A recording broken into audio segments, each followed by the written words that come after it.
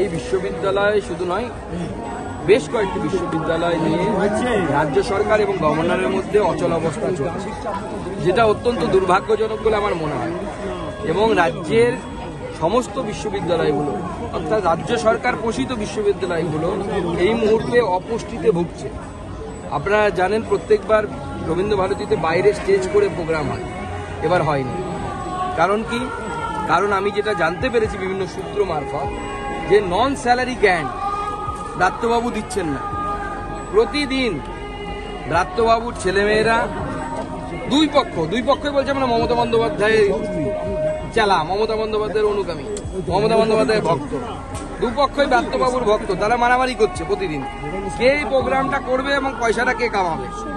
প্রতিদিন honourable vice chancellor থেকে শুরু করে অন্যান্য আধিকারিকদেরকে বিভিন্ন রকমের নির্যাতনের সম্মুখীন হতে হচ্ছে। আমি শুনে অবাক হয়ে গেলাম, এখানে সিকিউরিটি অফিসারকে মেরে তার চশমা ভেঙে দিয়েছে।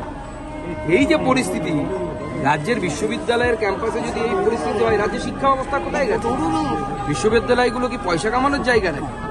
আজকে সঠিক দিন নয় এগুলো বলার, কিন্তু আমি বাধ্য হচ্ছি বলতে যে কবিগুরু রবীন্দ্রনাথ ঠাকুরের স্মৃতি বিজারিত বিশ্ববিদ্যালয়ে যদি এই ঘটনা ব্রাত্যবাবুর নেতৃত্বে হয় বা পশ্চিমবঙ্গের রাজ্য সরকারের নেতৃত্ব হয়, তাহলে অত্যন্ত দুর্ভাগ্যের বিষয়।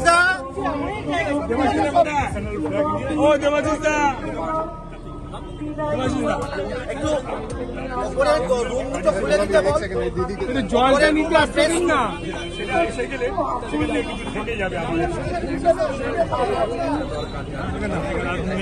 জল নেবেন এইদিকে